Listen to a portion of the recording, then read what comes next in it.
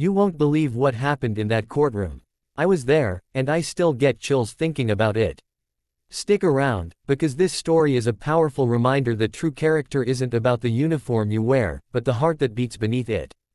And if this video moves you like it moved everyone in that room, make sure to hit that like button and subscribe for more stories that restore your faith in humanity. The air in the courtroom was stale, thick with the scent of old wood and anxiety. It was a place of cold procedure, where lives were often reduced to case numbers and legal statutes. And in the center of it all stood former Sergeant David Miller. He wasn't a large man, but he carried himself with a quiet dignity that seemed to push back against the oppressive atmosphere. On his chest, pinned neatly to his one and only good suit jacket, was the Medal of Honor. David was a single dad, fighting for custody of his 7-year-old daughter, Chloe. His ex-wife's lawyer was painting a picture of an unstable man, a man whose past in the military had left him with invisible scars that made him an unfit parent. The lawyer spoke of PTSD as if it were a monster lurking in the shadows of David's small apartment, rather than a condition he managed with therapy and sheer force of will.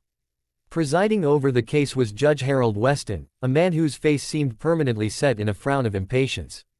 He had a reputation for being a stickler for protocol, for the unyielding letter of the law. Mr. Miller, Judge Weston interrupted, his voice a dry rasp. This is a court of law, not a military parade. That bauble on your lapel is irrelevant to these proceedings. It serves no purpose but to evoke emotion, to sway opinion. I must insist you remove it. A collective, soft gasp rippled through the few spectators in the gallery. David's lawyer shot to his feet. Your Honor, that bauble is the nation's highest award for military valor. It speaks to my client's character. It speaks to his past actions in combat, the judge corrected, peering over his spectacles. This hearing is about his present fitness as a parent. Remove it, Mr. Miller, or I will hold you in contempt. David's jaw tightened. His hand, calloused and scarred, trembled slightly as he raised it to the metal. For him, it wasn't a bauble. It was a tangible piece of memory, a weight that represented the men who hadn't come home. It was for his friend, Marcus, who had shoved him out of the way of the RPG blast, taking the full force of it himself. David had carried Marcus for 2 miles under enemy fire, a journey that had earned him the medal and a permanent ache in his soul. He wore it today not for show, but for strength. He felt like he was betraying Marcus, betraying his own survival, as his fingers fumbled with the pin. Just as the clasp gave way, the heavy wooden doors at the back of the courtroom creaked open. A man stepped through, his posture ramrod straight, his navy blue uniform adorned with ribbons and gold braid that commanded immediate respect. It was Admiral James Thorne, the very man who had pinned that medal to David's chest 5 years earlier. Silence. It wasn't just an absence of noise, it was a presence. It flooded the room, thick and heavy, smothering every other sound. The Admiral's eyes scanned the room, taking in the scene, the stern judge, the nervous lawyers, and David Miller, his hand still frozen near his empty lapel, the medal now clutched shamefully in his palm. Admiral Thorne didn't ask for permission. He simply walked, his shoes echoing on the polished floor, a deliberate and solemn cadence. He walked past the bar, directly to the witness stand where David stood. Sergeant Miller, the Admiral's voice was low, but it carried too. Every corner of the silent room. I heard you were in a fight today. I came as soon as I could. He then turned to face Judge Weston. Your Honor, he began, his tone respectful but firm. My apologies for the interruption. But I am here to testify to the character of this man, if you'll allow it. You see, that medal you just asked him to remove, it wasn't just for valor. It was for the most profound, selfless love I have ever witnessed. The judge, for once, was speechless. He gave a curt nod. The Admiral turned back to the gallery, his gaze encompassing everyone.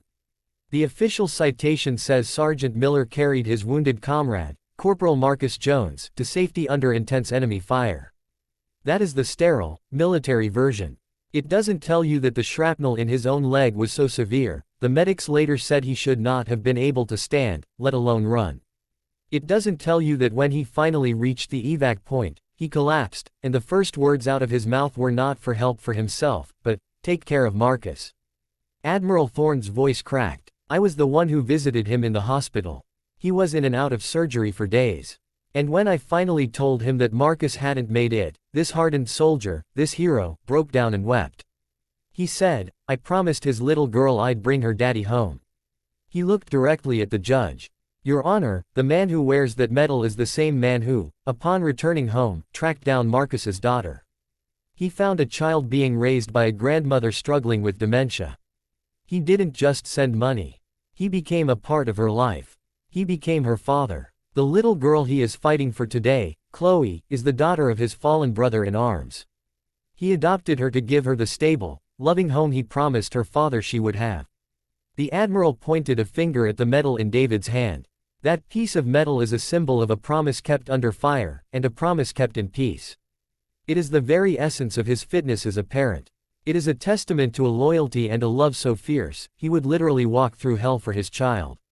Because he already has. The silence that followed was different.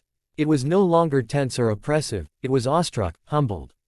Judge Weston slowly removed his glasses, polishing them with a shaky hand. He looked at David, truly looked at him, not as a case file, but as a man. Mr. Miller, he said, his voice barely a whisper. Please, put your medal back on. As David repinned the medal to his chest, his shoulders straightened. The weight was back where it belonged. Judge Weston cleared his throat. This court has been profoundly schooled today. Custody of Chloe Miller is granted, unconditionally, to her father, David Miller. Case dismissed. But the story doesn't end there. As the court adjourned, little Chloe, who had been waiting with a social worker, ran into the room. She didn't go to David's legs. She ran straight to Admiral Thorne, tugging on his pristine uniform trousers. Are you the boat captain who knew my other daddy? She asked, her small voice echoing in the now quiet room. Admiral Thorne knelt down, his eyes glistening. I am, sweetheart. She looked at David, then back at the Admiral.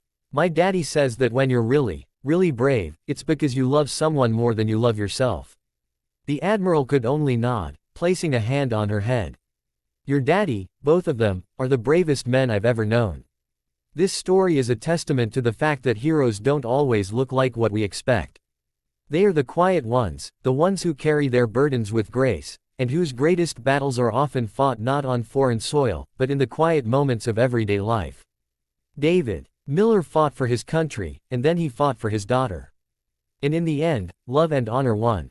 If this story of sacrifice, loyalty, and a father's love touched your heart, do us a favor and give this video a thumbs up. And subscribe to the channel. We track down and tell the stories of real-life heroes, the ones you don't always hear about, but whose light makes our world a better place. Share your own thoughts in the comments below. What does true honor mean to you? Thanks for watching.